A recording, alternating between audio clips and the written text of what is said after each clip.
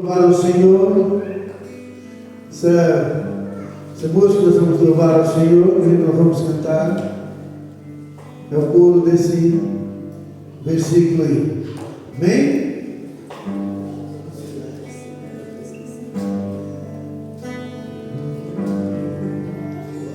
Noites mal dormidas, as palmas, grandes tormentos. Dúvidas que fazem lágrimas rolarem no chão.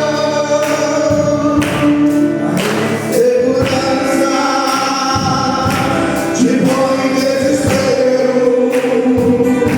Tua alma bateu, grita, só pode morrer. E aí? Estamos sobre ele toda a nossa ansiedade, porque ele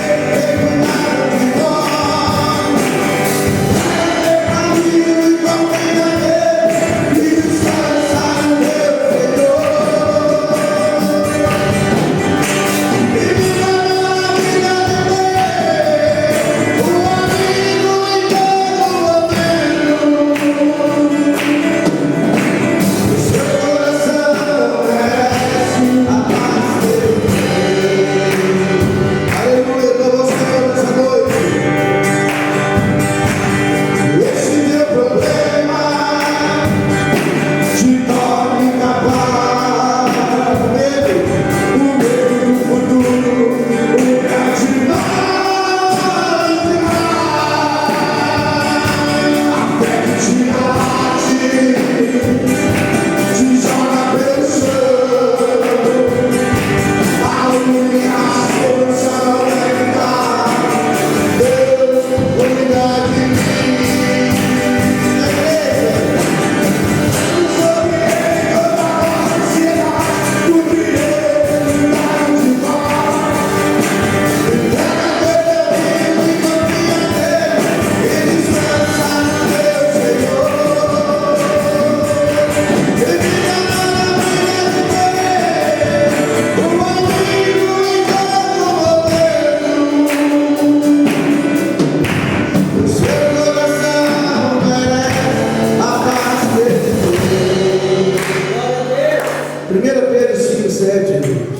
Deus te abençoe, rica e poderosamente.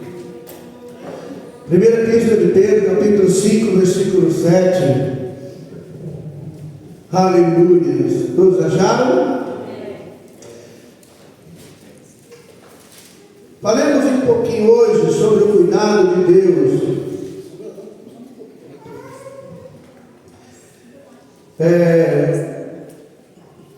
Acharam? Lemos assim: lançando sobre ele toda a vossa ansiedade, porque ele tem cuidado de vós. Sentai-vos. Irmãos, o que é o cuidado de Deus?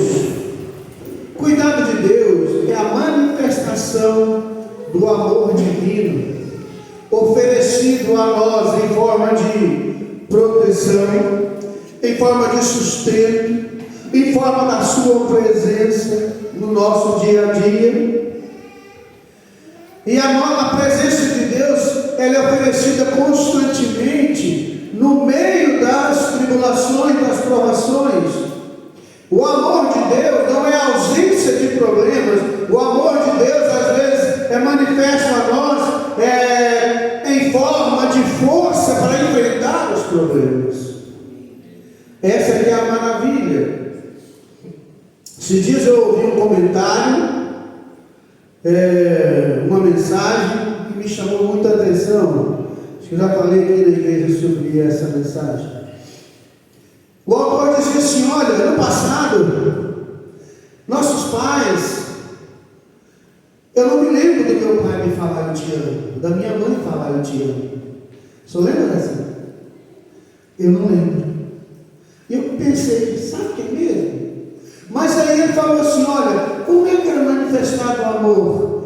Em forma de uma roupa bem passada, em forma do café para você, o bolo lá no forno, em forma daquele biscoito frito que o pastor gostava, né, quando era criança, que a mãe fazia lá biscoito de porvilho frito. com o cafezinho quente, né? Informa do lanche, da roupa, da proteção, do carinho, do cuidado, do conselho. Então o amor é diferente. Hoje as pessoas dizem eu te amo, mas não vem acompanhado de atitude. Antes não falava tanto, poucos pais falavam, mas era o cuidado, a proteção, o carinho e o zelo com o pai, com a mãe, com a esposa, com o filho. Era algo fantástico. Então, o amor de Deus ele é manifestado dessa forma também, proteção, carinho, cuidado. Eu quero ler para você algumas situações. Olha só em Lucas 12, versículo 7, diz que até o cabelo de nossa cabeça está contado. E nós temos uma passada pelas Escrituras, você vai ver em vários momentos que o amor de Deus para conosco é manifestado através da sua santa palavra. Olha só, e até os cabelos da nossa cabeça estão todos contados. Não temais, pois, mais valeis vós do que muitos passarinhos. Olha só, irmãos, se até os cabelos da nossa cabeça estão contados, por mais que eu tenha pouco cabelo, eu já tive muito. Não sei se eu cheguei a ter tanto como Natanael, né? Mas eu já tive muito. Mas nem os meus, não sendo poucos, eu duvido que você saiba quantos tem. Mas Deus conta até os nossos cabelos. O que isso quer dizer? Que Ele sabe tudo a nosso respeito. O salmista diz: Senhor, o Senhor conhece as minhas palavras antes de eu pronunciá-la. Senhor, o Senhor conhece o meu levantar e o meu deitar. No Salmo 139 diz: esquadrinha meus rins.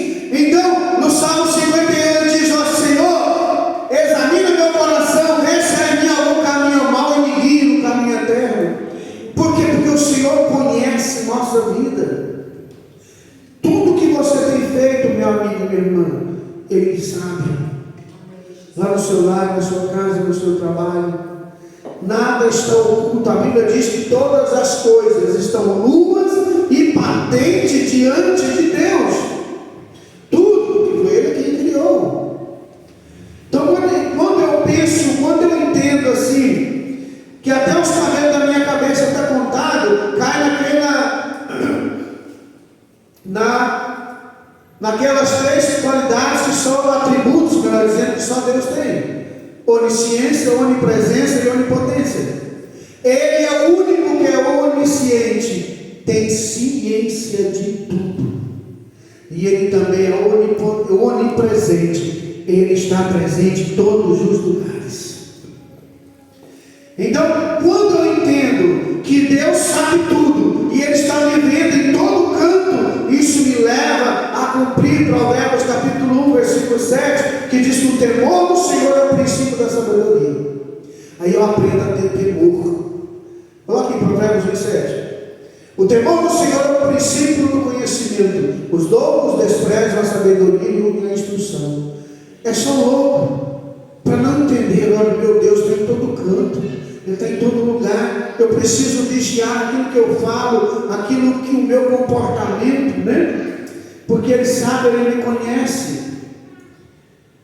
Salmo 56, versículo 8. Isso aqui anota esse verso na sua Bíblia, irmãos, para você poder ler ele todo dia. Tu contas as minhas vagueações, põe as minhas lágrimas no teu odre. Não estão elas no teu livro? Senhor, põe as minhas lágrimas no teu odre. As minhas lágrimas não estão no seu livro? O salmista pergunta. Olha só, então quer dizer que Ele guarda as lágrimas do meu sofrimento. Sabe quando você estiver na dor, no sofrimento, quando você estiver na luta, sabe que Deus está com você. Ele não esqueceu de você, pelo contrário, Ele fez você guardar as suas lágrimas. Ele fez guardar uma prova de que você passou pelo vale da sombra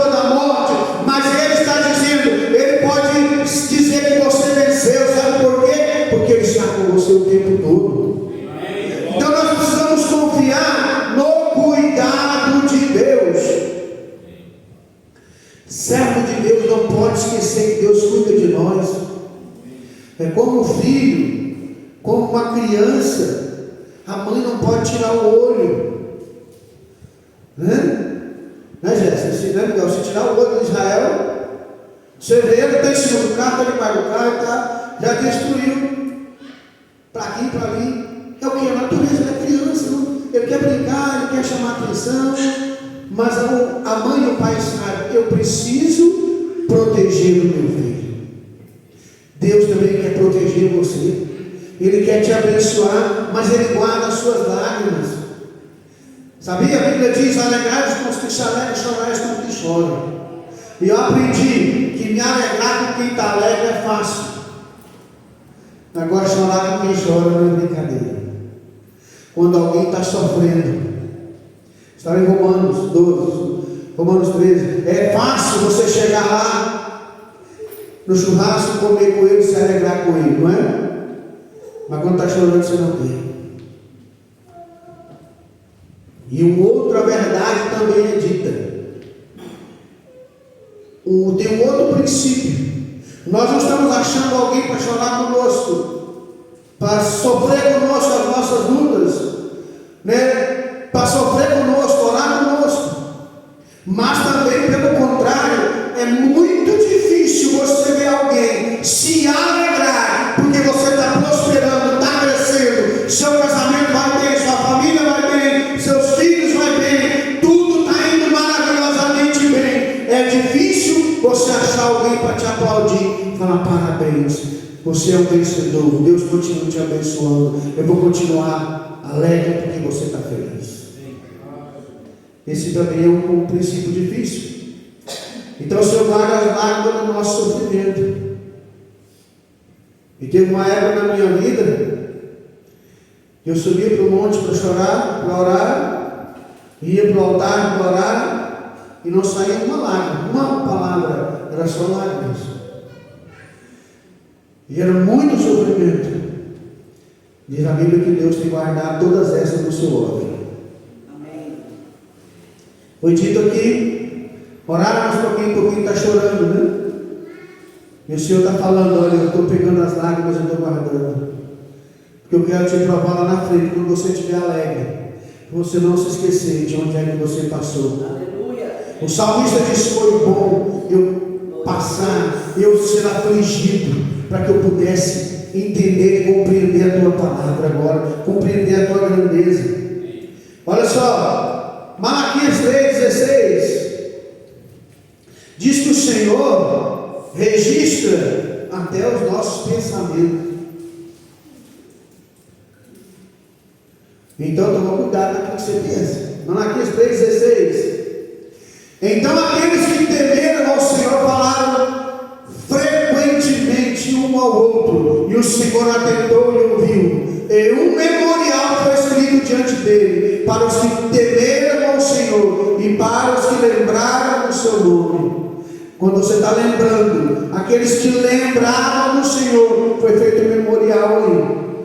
Então, seus pensamentos e a nossa meditação, Deus está de olho. Quando você se preocupa com a obra, quando você medita, meu Deus, olha, eu estou orando pouco. Meu Deus, eu estou lendo a Bíblia pouco. Meu Deus, eu preciso ser mais ativo na igreja. Eu tenho que evangelizar mais. Eu tenho que voltar a ser aquele crente que eu era. Tem muitos irmãos aqui que já foram um dia evangelistas. Eles evangelizaram, oravam, intercediam, buscavam. Hoje não faz isso mais, porque perdeu a fé nas pessoas. Pastor, tem que ter fé em Deus. Tem, mas você tem que ter fé nas pessoas também. Você tem que ter fé em Deus, e que Deus vai tocar o coração dessas pessoas, e que essas pessoas vão ouvir a voz de Deus.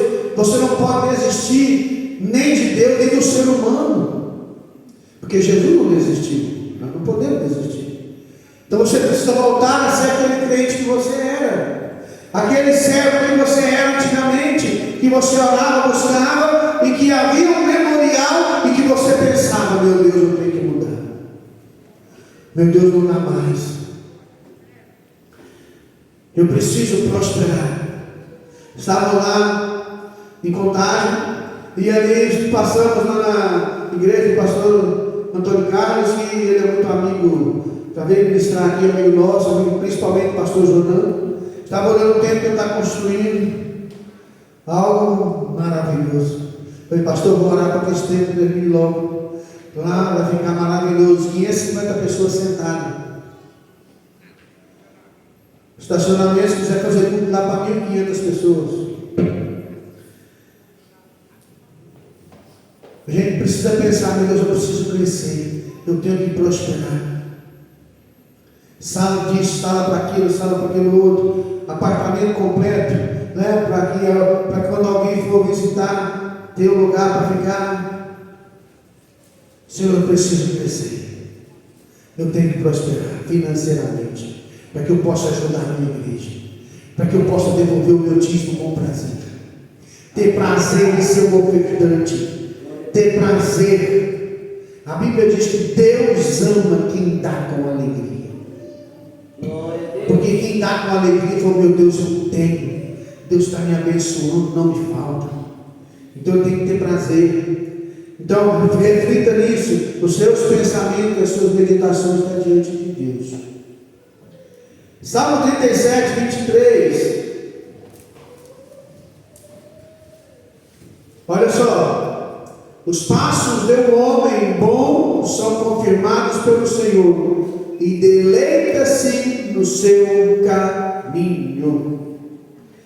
Isso quer dizer o que, irmãos? Que Ele confirma os nossos passos.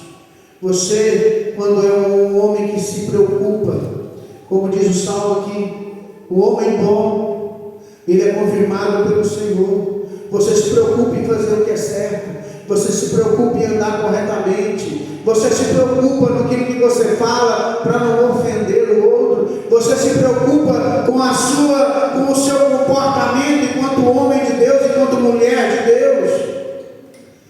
Porque no tempo miligrando nós somos as Bíblias que o povo lá está lendo, nós somos o sermão que os incrédulos estão lendo. Talvez ele pode não escutar o que eu falo, não escutar o que você fala, mas ele observa o seu comportamento. Lá no seu trabalho tem gente de olho em você, lá onde você, na sua escola, tem gente de olho em você, e sabe, nossa, que serve a Deus. Quer servir a Deus assim não? Ou então vai estar falando, nossa, algum dia eu vou para a igreja, eu quero ser como aquele rapaz, quero ser um homem de Deus assim, eu quero ser uma mulher de Deus assim. O dia que eu me casar, eu quero ter um casamento desse jeito.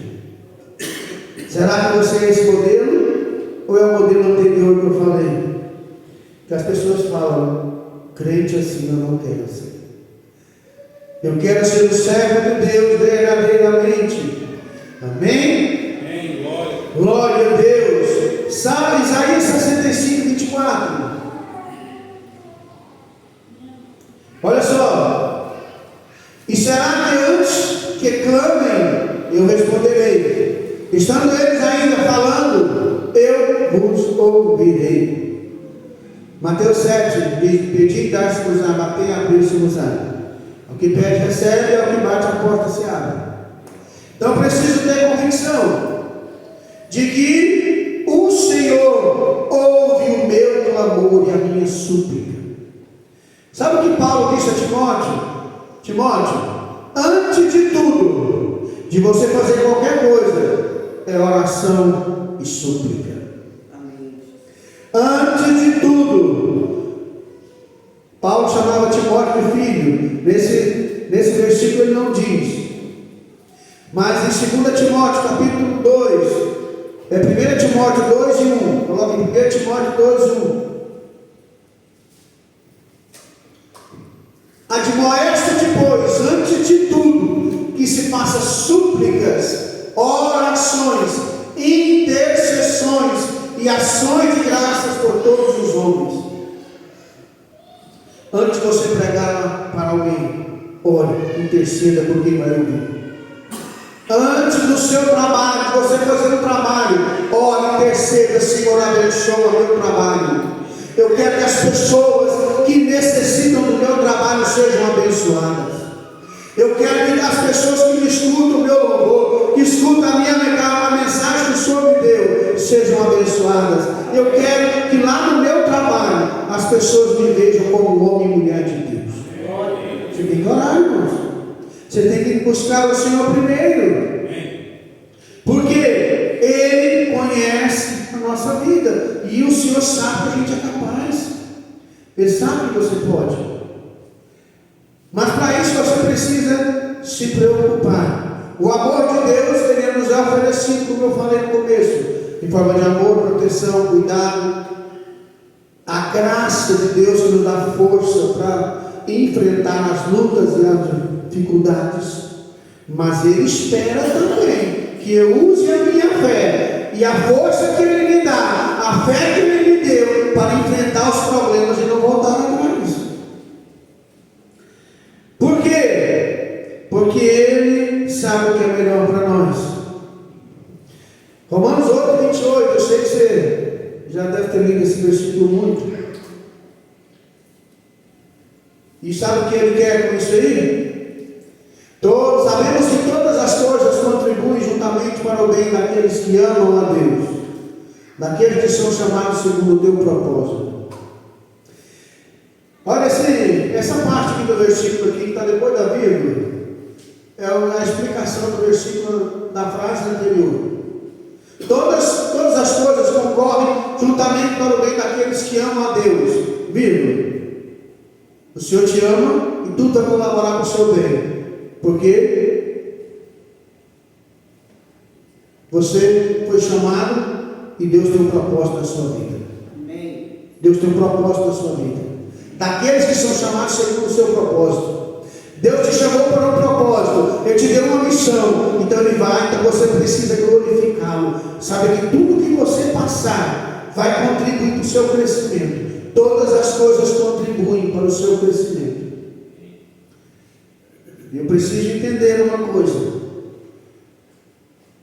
Se eu errar ou falhar, eu posso reclamar, jogar a culpa em alguém, jogar a culpa em mim, jogar a culpa em Deus, jogar a culpa no inferno, em Satanás. Ou eu posso aprender com o problema e dizer: obrigado, Senhor, eu quero aprender com esse problema que eu passei e eu quero nunca mais passar por isso.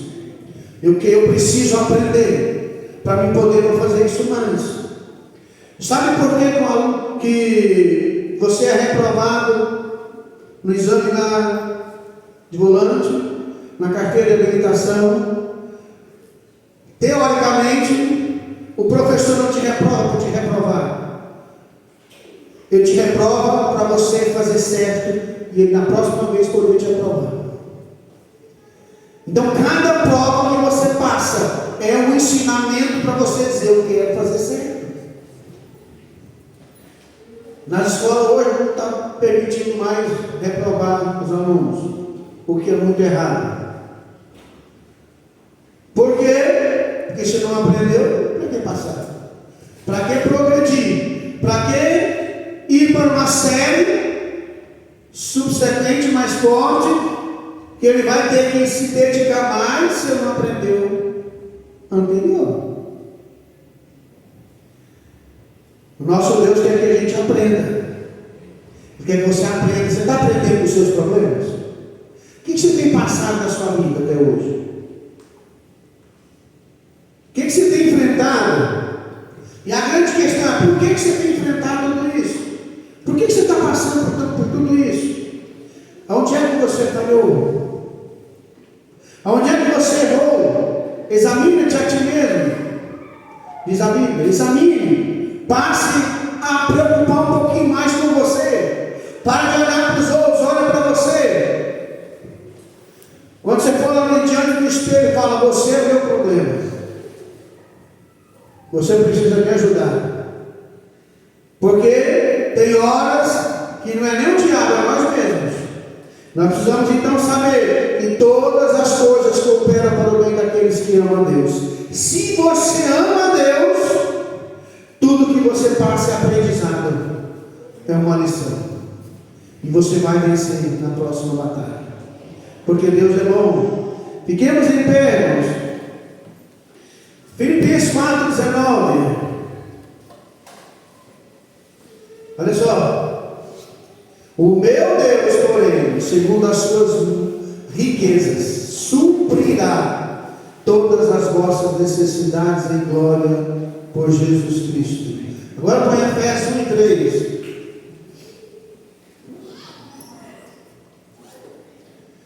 Bendito o Deus e Pai de nosso Senhor Jesus Cristo, o qual nos abençoou com todas as bênçãos espirituais nos lugares celestiais em Cristo. Todo lugar que você for, tem bênção te esperando. Amém, glória.